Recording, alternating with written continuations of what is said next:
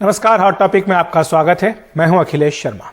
हरियाणा के मुख्यमंत्री मनोहर लाल खट्टर ने आज प्रधानमंत्री नरेंद्र मोदी से मुलाकात की। ये मुलाकात करीब 1 घंटे चली। खट्टर ने कहा कि वे प्रधानमंत्री को जन्मदिन की अग्रिम बधाई देने के लिए आए थे। साथ ही उन्होंने कहा कि प्रधानमंत्री से करनाल की घटना और किसान आंदोलन पर भी चर्चा की गई है। उन्होंने पीएम मोदी को हरियाणा आने का निमंत्रण भी दिया। दरअसल गुजरात के मुख्यमंत्री विजय रूपाणी को हटाए जाने के बाद से ही अटकलें लग रही हैं कि क्या अगला नंबर खट्टर का हो सकता है।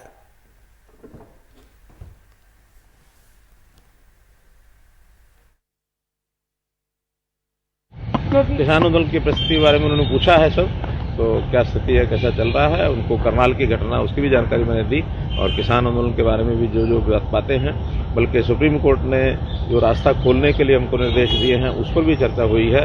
उसकी बैठकें हमारी चल रही हैं, वो सारी जानकारी मैंने दी है।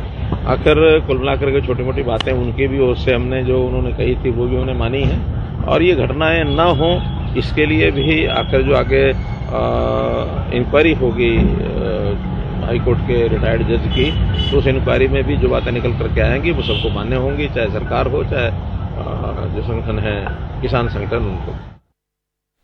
उधर गुजरात में मुख्यमंत्री भूपेंद्र पटेल के मंत्रिमंडल विस्तार में रूपाणी सरकार के सभी मंत्रियों की छुट्टी कर दी गई। पूर्व उप मुख्यमंत्री नितिन पटेल समेत सभी पुराने मंत्रियों को बाहर का रास्ता दिखा दिया गया है। कुल 24 विधायकों को मंत्री पद की शपथ दिलाई गई। इनमें 10 कैबिनेट और 14 राज्य मंत्री हैं।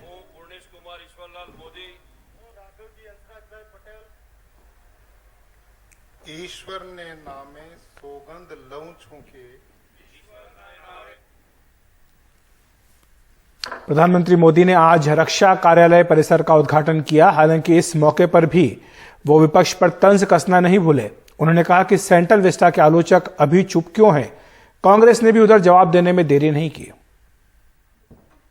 मौका नई दिल्ली के अफ्रीका एवेन्यू और केजी मार्ग में बने नए रक्षा कार्यालय परिसर के उद्घाटन का था, लेकिन पीएम ने इस मौके पर सेंट्रल विस्टा के आलोचकों पर निशाना साधा।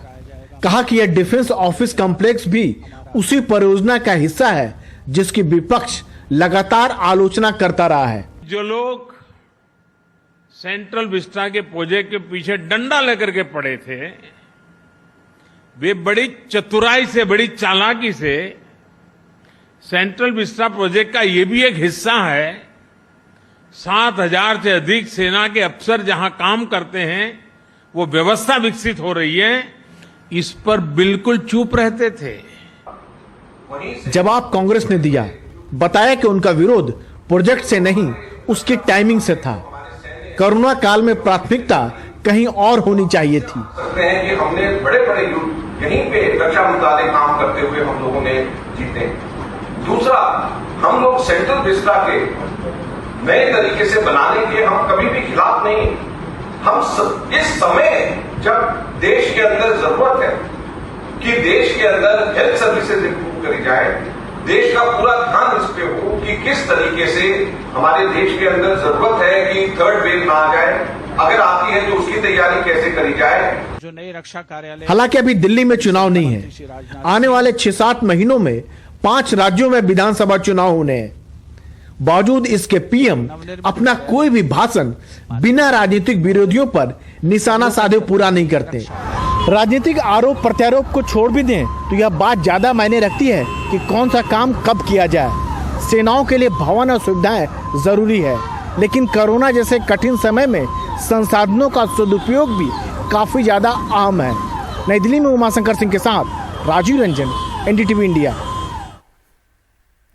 देश की राजधानी दिल्ली और आर्थिक राजधानी मुंबई की दूरी घटने वाली है। 1380 किलोमीटर लंबा एक्सप्रेसवे दिल्ली और मुंबई के बीच की दूरी को 130 किलोमीटर कम कर देगा। दावा किया जा रहा है कि मार्च 2023 तक दिल्ली और मुंबई के बीच की दूरी को 12 घंटों में पूरा किया जा सकेगा। मार्च 2023 तक इंतजार कीजिए।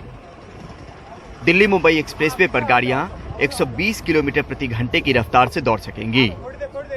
केंद्रीय सड़क परिवहन राजमार्ग मंत्री नितिन गडकरी ने हरियाणा के सोहना में जमीन से भी इसका जायजा लिया और फिर आसमान से भी।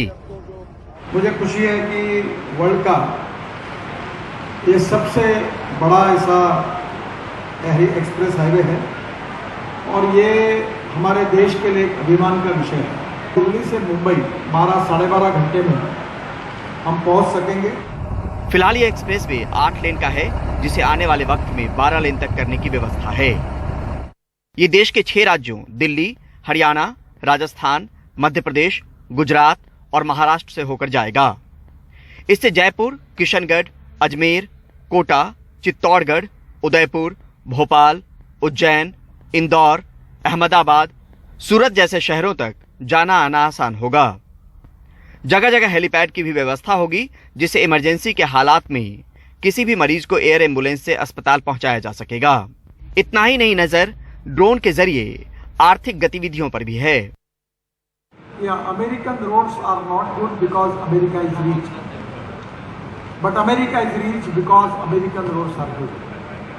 ये जॉन केनेडी जी ने कहा था, रोड से प्रॉस्पेरिटी आती है, विकास होता है, और रोड बनाने के बाद जमीन की कीमतें बढ़ जाती हैं। मैं पत्रकार भाइयों, हमने किसानों को बाजार भाव से 1.5 गुना प्राइस दिया है।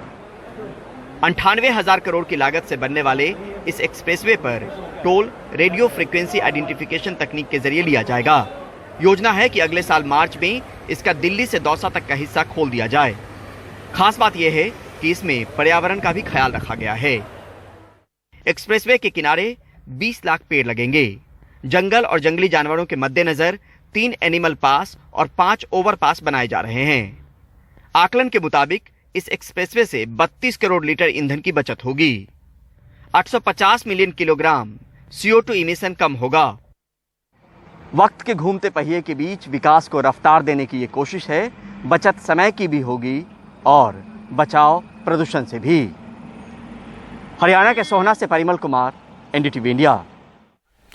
ये जो मुंबई दिल्ली एक्सप्रेसवे बन रहा है, इसकी क्वालिटी कैसी है, सड़क की गुणवत्ता कैसी है? रतलाम के पास केंद्रीय परिवहन मंत्री नितिन गडकरी ने इस सड़क की गुणवत्ता की जांच की और जिस गाड़ी में वो बैठे हैं, आप उसकी रफ्तार को देखिए।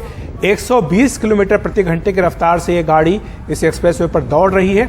इसमें नितिन गडकरी बैठे हैं और सड़क की गुणवत्ता की जांच हो रही कि आखिर इतनी स्पीड पर ये सड़क जो है वो किस तरह से परफॉर्म कर रही है और गाड़ी को कहीं कोई इससे परेशानी तो नहीं है।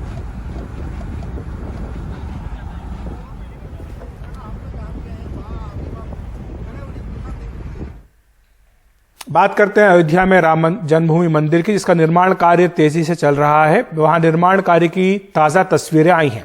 आप इन तस्वीरों में देख सकते हैं कि मंदिर के लिए कंक्रीट का मोटा आधार तैयार कर लिया गया है। प्रधानमंत्री मोदी ने पिछले साल 5 अगस्त को अयोध्या में राम मंदिर का शिलान्यास किया था। उसके बाद मंदिर ट्रस्ट ने आसपास की कुछ और जमीनों को खरीदकर भव्य मंदिर के निर्माण का काम शुरू किया।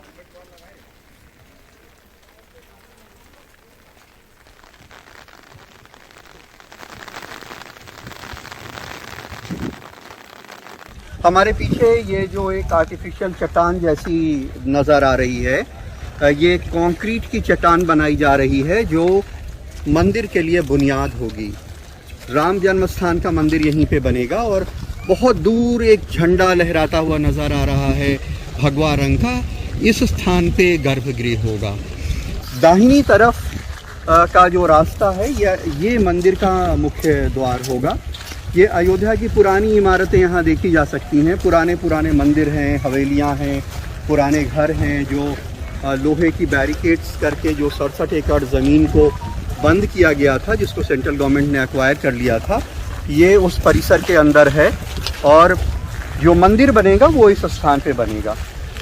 मंदिर के परिसर में कई तरह की व्यवस्थाएं होंगी जो श्रद्धालु आएंगे उनके लिए। गणेश जी का एक मंदिर बनने की बात है, कुछ और हो सकता है कि कुछ छोटे मंदिर बने। ये जो कंक्रीट है ये एक लेयर एक मीटर की बनाई जा रही है और उसको फिर कंप्रेस किया जाता है। 47 लेयर बन चुकी है। 48वीं लेयर जब बन जाएगी तो इस बुनियाद का काम पूरा हो जाएगा। इसके बाद इसके ऊपर अलग अलग तरह के कुछ पत्थर लगाए जाएंगे, ग्रेनाइट लगाया जाएगा, कुछ उसकी प्लिंथ बनेगी। उसके ऊपर जो रेड सैंडस्टोन से जो मंदिर के पत्थर तराश के रखे गए हैं उनको लगा करके मंदिर निर्माण का कार्य पूरा किया जाएगा।